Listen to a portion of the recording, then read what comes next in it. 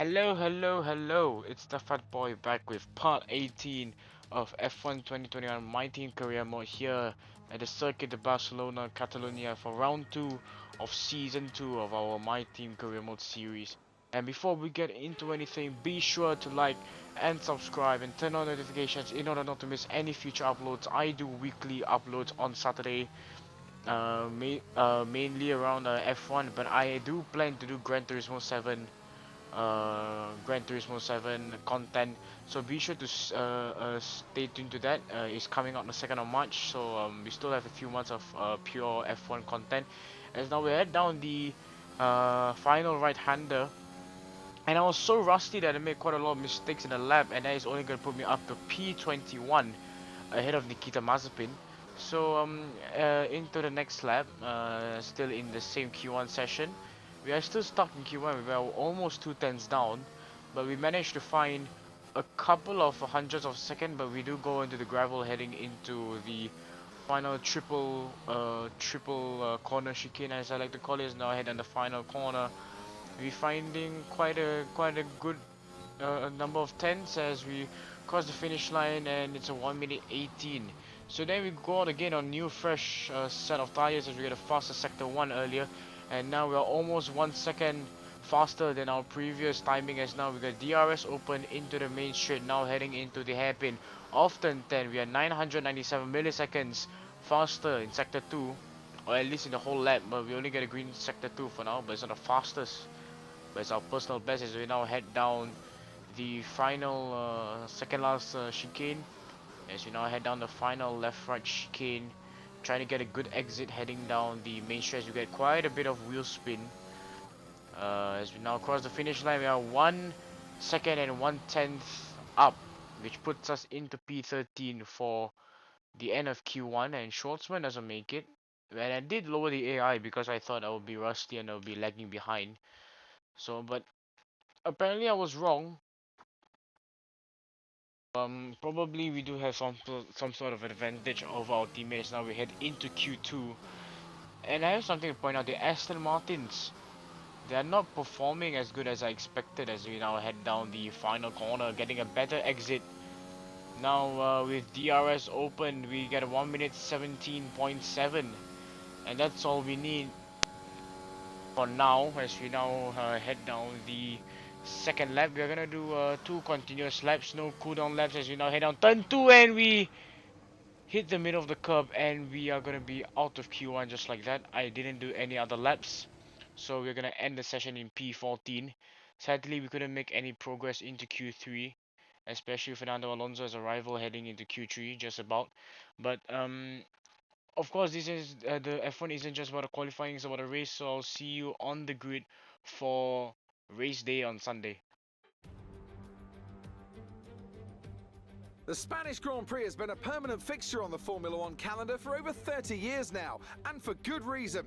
Do you remember Michael Schumacher's absolute dominance here in that rain-soaked Grand Prix in 1996? That day he took his first ever victory for Ferrari, and we've had many more iconic moments since. It's a sellout crowd of 140,000 here today as we await lights out for the 730-metre sprint down to turn 1 of this 2.9-mile racetrack. Overtaking is challenging through these 16 corners, but there's still a lot of high-speed excitement to be found, including the flat-out turn 3 and the terrifying blind right of turn 9. And as always, a man with plenty of racing experience joins me in the commentary box. Today it's Anthony Davidson. Tell me, Ant, you're no stranger to surviving the melee of turn 1. So how do you keep out of trouble when there's so much going on around you? There are three main things to worry about there, Crofty: positioning, awareness and discipline. First, you have to put your car in a bit of space and make sure you have room to react to what the others are doing.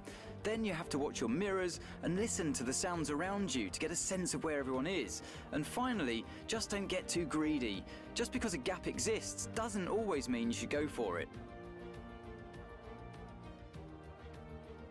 It's time to see how our drivers are stacking up after yesterday's exciting qualifying session. Young superstar Max Verstappen starts from pole position, edging out Sergio Perez, who lines up P2. Moving on to the rest of the grid, we have Hamilton, Bottas, Lando Norris, and Gasly, Sainz. Ricardo, Fernando Alonso, and Yuki Tsunoda.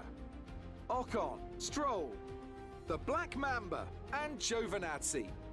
Joe, Leclerc, George Russell, and Robert Schwartzman. Tictum, Latifi, Mick Schumacher, and Nikita Mazepin. That's it then, it's time to go racing as we head to trackside for today's race. Now this track, I'm not certain of getting any points. I'm just planning to stay in the midfield for the time being. Mainly because even though we earned points in the last race at Bahrain, that's one of my strengths. One of my strengths is Bahrain, obviously one of my best performing circuits. But it could not be the same here in Barcelona.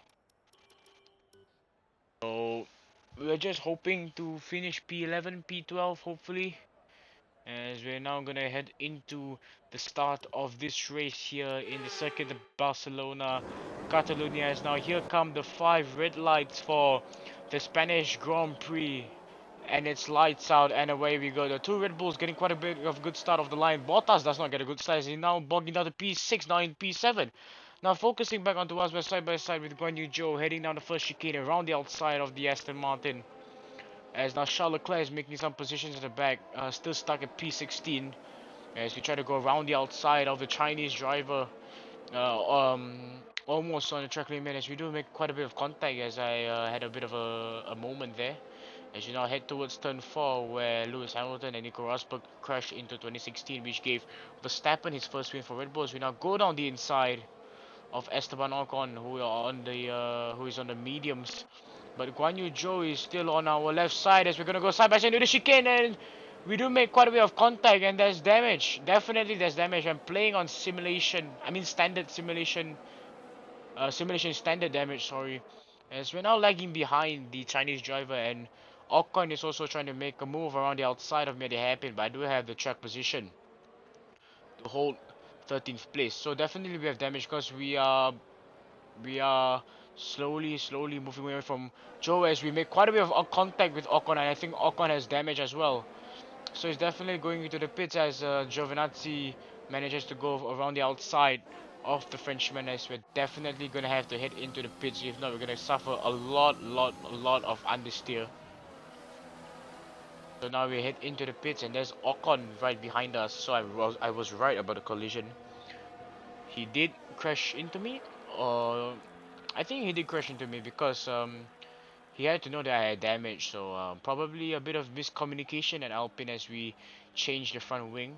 Ocon should be coming out of his pit box right around now, as you can hear the car engines towards the back as we now head towards the pit exit. And our pit exit was quite bad. I think Ocon gained 1.5 tenths through the pit exit by estimate, as we do cut the pit entry white line. I think we did get a warning as both of us are on the hard compound tires, obviously with the least grip, least straight line speed, but has the maximum lifespan out of the 3 stints as we skip all the way to lap 3, a whole lap. And Ocon is all over us. He's suffering through dirty as we get quite a bit of understeer heading into turn 3. Now the entry of turn 4 as we get a personal best for sector 1, 4.888 seconds on the hard compound tires. Obviously if we were still on the softs, we would gain quite a lot of time. And Ocon, even though suffering from dirty air, still manages to catch up with me in the Alpine as we take quite a bit of curb at turn 7. Now heading into the flat out right hander of turn 9. Supposed to be flat, but we can't take it flat as I couldn't turn the nose in as we went wide, as you could see, as he tried to go around the outside like how he tried to do in lap 1, but we're still there at the apex, parking the car at the apex, making it possible for the Alpine as we do get quite a bit of oversteer, I would say, and Ocon had the same thing. So he manages to overtake me. As we now head on the final left right chicane, a poor apex, a poor exit as well. But we still managed to hold on to DRS as now the rear wing is open. They are struggling to catch up to the Alpine. So we're only gonna gain a few hundredths of a second now heading into turn 1.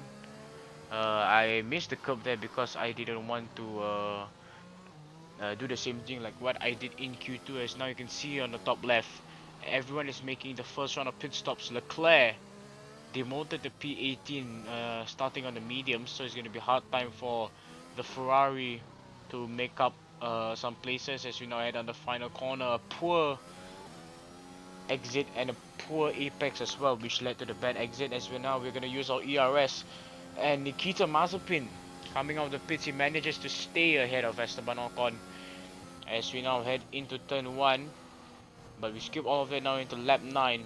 Pretty much no action due to that crash into lap 1 as we try to make a move, try to put Mazepin under pressure as we get 2 green sectors heading into the next right-hander. We are still trying to catch up to Mazepin, but it's going to be a hard challenge, especially due to the fact that he is on the mediums, even if he is in the Haas.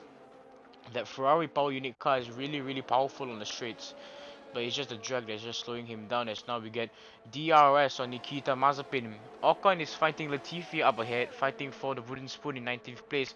As now we're gaining, now heading into turn 1 as we try to make a big send down the inside of Nikita Mazepin at turn 1, and we managed to make the move. So heading into turn 3, our next target is Esteban Ocon. He's getting quite a lot of dirty air from Latifi heading into turn 4, as you can see from the bottom. And still trying to catch up as we get quite a bit of overstay. We caught that towards the end of the broadcast. Now heading into the right-hander of turn 9 with DRS open. Ocon is struggling to get past Latifi, as I'm just trying to get a late apex to get a much more greater exit. As now we head into the next right-hander where I made a huge mistake, and that's where Ocon overtook me. I think that was lap 4 or something, I can't remember, and Ocon is losing quite a lot of time from me and Latifi. As now Ocon is heading down the final corner with DRS open. You can hear that Renault power unit car singing as now he's catching up to the Williams. Can Latifi even defend from the Frenchman as Ocon tries to go down the inside, and Latifi has the position on the outside even with better tires, but Ocon still manages to catch up and overtake him. As now we try to go for the switchback move on Latifi. Latifi, although having the fresher tires, does not have better race ability against me. As now we go down the inside into turn 4. Now heading into turn 5. Latifi is still there. He's getting dirty air from me. I'm getting dirty air from Ocon. And now Latifi is trying to go down the inside of me. Will I crash into him like how I did into Joe? We don't. We still stay side by side, but I don't get DRS on Ocon. Just missing out by 1/10 of a second. As now Latifi has DRS. I don't know why he's not using his overtake mode.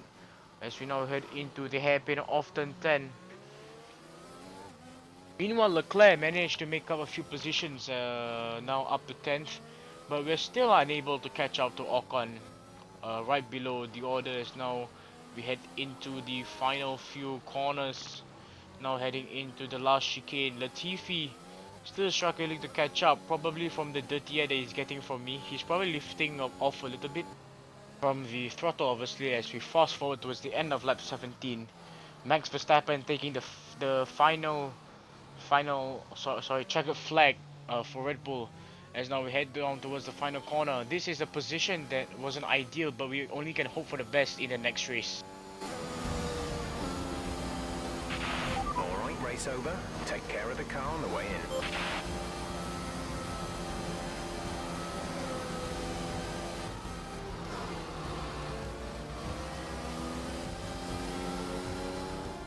A real team effort which has paid off in spades. A great victory here at the Spanish Grand Prix.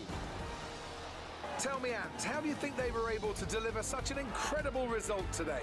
Well, they certainly stood out as a drive with tons of confidence on the track. I think their ability to keep their cool, even during some of the more hectic parts of the race, meant they were able to capitalise on the mistakes of other drivers, giving them the opportunity to make their way to the top spot with ease.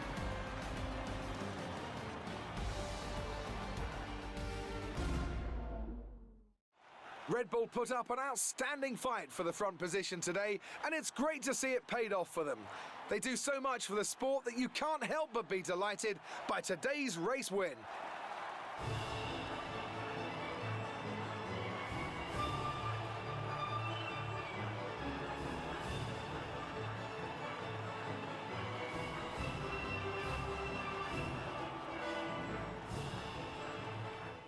Let's have a look then at the driver's Well, after an unfortunate result, Verstappen takes the checkered flag and Hamilton manages to improve by position.